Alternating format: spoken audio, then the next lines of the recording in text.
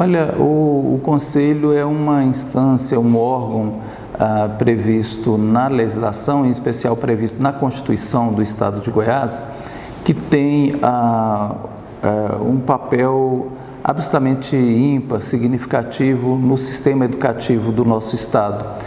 E esse papel ele tem aspectos que são consultivos. Por exemplo, o Conselho recebemos consultas de diferentes órgãos e instâncias que remetem ao Conselho perguntas acerca da legislação sobre a educação no país e no Estado em especial. Então, nós recebemos consultas formais e respondemos por meio dos nossos conselheiros essas consultas. Ao mesmo tempo, nós somos um órgão que é responsável pelo credenciamento, pela autorização de funcionamento de todas as instituições que compõem o sistema educativo do Estado de Goiás. E quais são essas instituições que compõem o sistema educativo goiano? Isso tudo está definido em leis, em especial na Lei de Diretrizes e Bases da Educação Nacional. Então, compõe o nosso sistema educativo todas as instituições criadas e mantidas pelo poder público estadual. Então, vai desde uma escola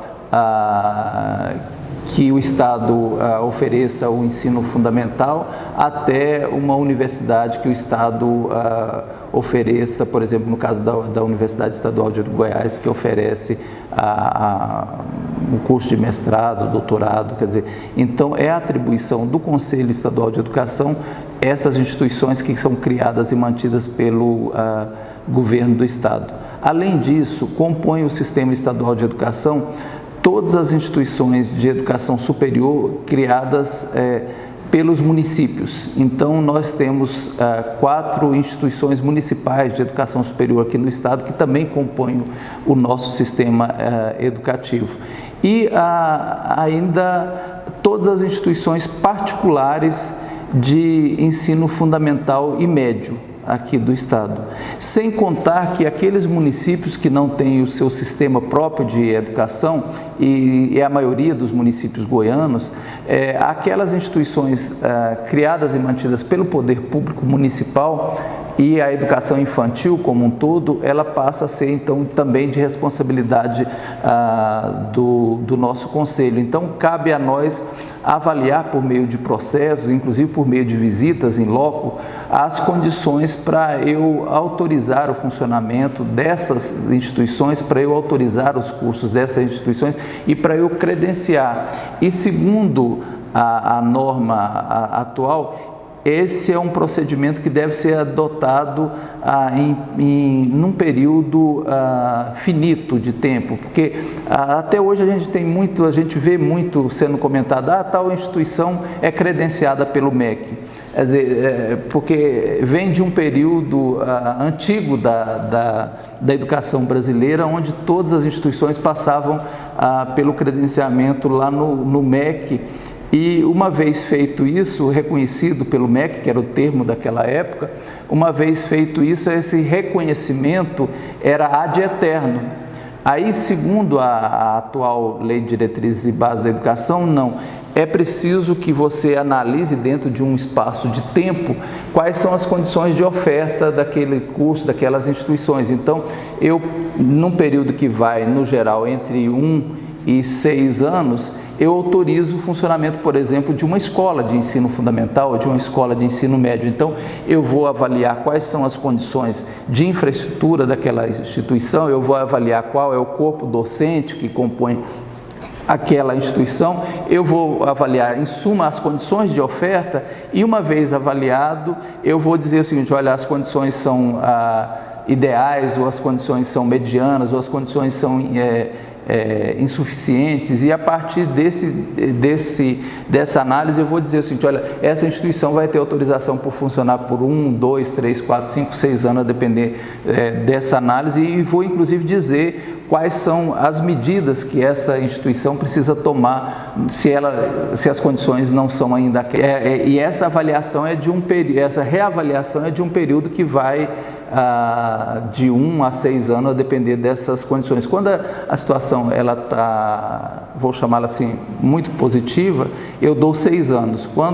Aí vai reduzindo de acordo com as condições que a gente encontra nas informações que nós manuseamos, tanto dos documentos processuais quanto da visita que é feita à instituição, né? Então, essa é uma outra atribuição do Conselho.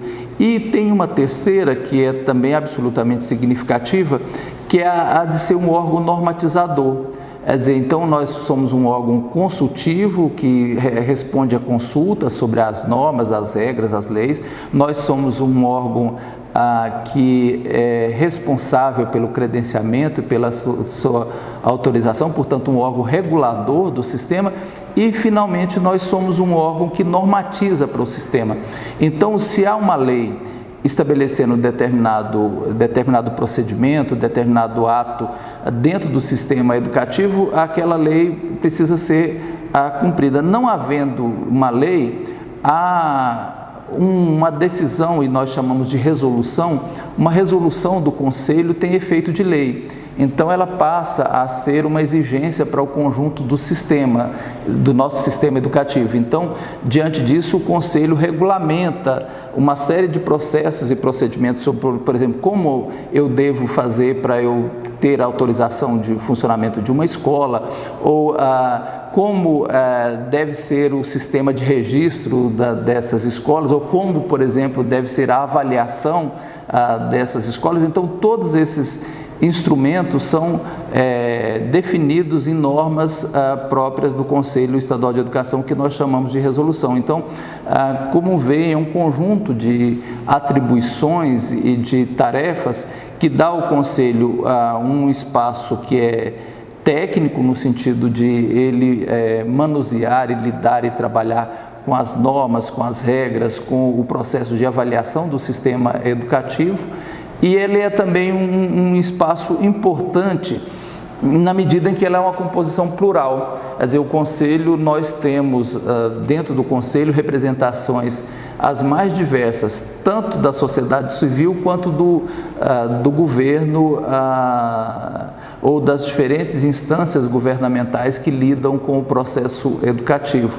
Então, dada a essa composição plural e dada a essas atribuições legais, o Conselho, eu acredito, é um dos espaços mais privilegiados do ponto de vista do debate sobre os rumos da educação, no caso concreto aqui do Estado de Goiás.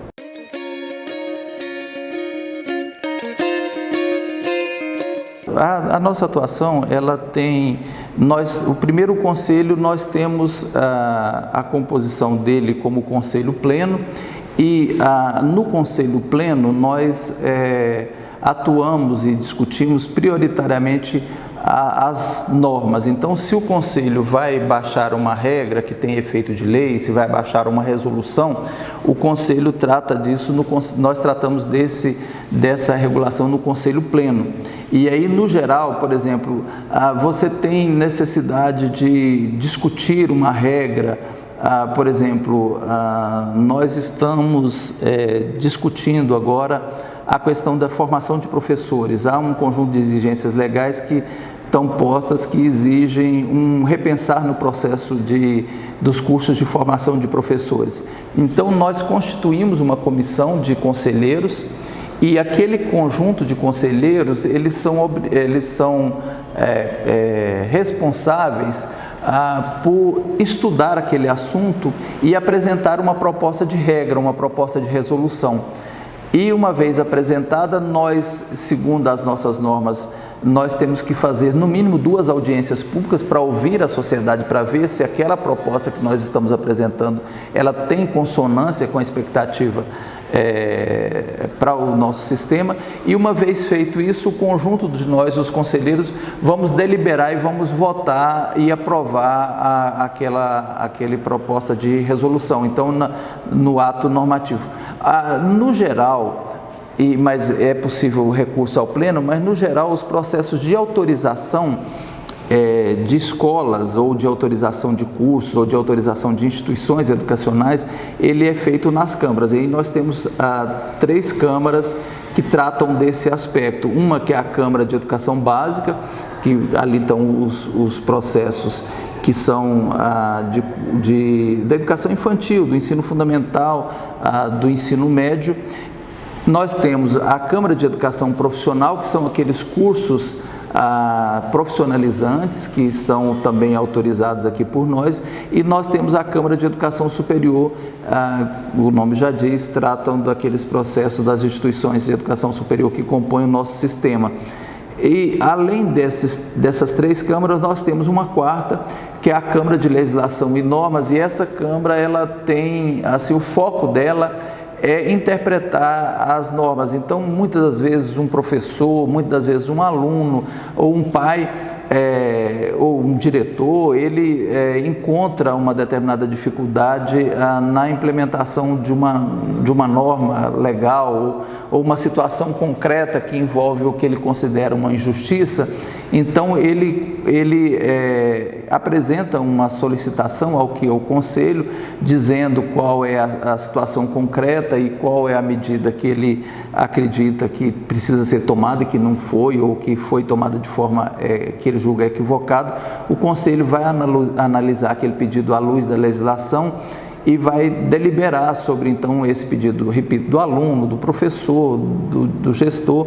Isso tudo é feito na Câmara de Legislação e Normas do nosso conselho. Então, assim, o papel do conselheiro, e aí essas câmaras e as comissões e o pleno, todas elas são constituídas por nós, os conselheiros. E assim, uma das funções significativas de cada um de nós, conselheiros, é o de relato de processos. Então, muitas das vezes você recebe vamos imaginar, a Assembleia Legislativa está discutindo se aprova ou não um projeto de lei X que trata da educação. Ela nos consulta sobre a pertinência daquele projeto ou não. Aquela consulta é transformada num processo e um conselheiro é indicado, ou uma conselheira, evidentemente, são indicados para relatar aquele processo. Uma vez indicado, ele vai analisar a situação, vai verificar as demais normas sobre o assunto e vai ver sobre a pertinência ou não daquela aprovação, e vai, portanto, vai dar um parecer sobre esse assunto, citando um problema concreto, ou então o conselheiro ou a conselheira vai analisar as condições para autorizar uma escola A, B ou C. Então ele aquele processo, o processo ele só entra naquilo que nós chamamos de pauta, ele só entra no debate, ele só entra na votação na medida em que ele tem um relator ou uma relatora definida. E aquele relator, então, ou aquela relatora, eles analisam aquele processo e, uma vez analisado, eles apresentam uma proposta de voto, dizendo, olha, as condições são essas, então, diante dessa situação, a minha proposta de voto é... E aí, os demais conselheiros podem concordar e votar a favor ou não daquela proposta, inclusive, se acharem necessário, podem solicitar vistas do processo, né? Uma vez que só o relator teve esse acesso mais verticalizado, mais aprofundado do processo. A Constituição do Estado, que define quais são as competências gerais do Conselho, que é aquelas que nós já falamos, regulador, normativo, consultivo, ela também estabelece 2 condições para serem conselheiros, para serem membros conselheiros do Conselho Estadual de Educação. A primeira é que seja educador. A segunda é que o nome tenha sido aprovado pela Assembleia Legislativa para essa composição. E aí, depois disso, vem a Lei Complementar número 26 e estabelece algumas outras regras. Primeiro, ela estabelece que cada conselheiro tem um mandato de 4 anos. E portanto, aquele conselheiro indicado, ele precisa apresentar um currículo, e nesse currículo demonstrando a ligação dele, o vínculo dele com o processo educativo, demonstrando ser educador. Uma vez feito isso, a Assembleia vai analisar e, se aprovado, o governador vai nomeá-lo para um mandato que durará 4 anos. E uma outra regra estabelecida é que ela define, essa lei ela define que são 27 conselheiros. E define não só que são 27, mas ela define o seguinte: olha, a vaga X ela é da Secretaria de Estado da Educação, a vaga Y é do Sindicato dos Trabalhadores em Educação, do Sintego, a vaga, em suma. Então nós temos desde a representação sindical, como é o caso do Sintego, do Simpro, de outras representações sindicais, do ponto de vista de trabalhadores, a representação inclusive patronal dos sindicatos dos donos de instituições educacionais. Quer dizer, é uma composição plural que eu julgo importante, que é isso, né? Representação de diferentes espaços educativos, de diferentes instâncias educativas, e uma vez feita essa definição, cada uma dessas instituições, organizações, associações indica os seus nomes. Uma vez indicado, o nome vai à Assembleia, a Assembleia aprovando, o governador nomeia, e a partir dali você tem um mandato de 4 anos. Esse é o formato básico da composição do Conselho. É um espaço onde o Sintego, de forma muito positiva e propositiva, apresenta as suas demandas, as suas expectativas, os seus posicionamentos, e o faz assim, em alguns momentos de forma muito contundente, mas necessária, a meu juízo, para que você tenha a dimensão de uma voz que é absolutamente importante, que é aquela dos professores que vivenciam a situação da educação dentro da sala de aula. Então, acho que registrar que essa é uma voz absolutamente ímpar aqui no trabalho cotidiano do Conselho Estadual de Educação, a voz do Sintego.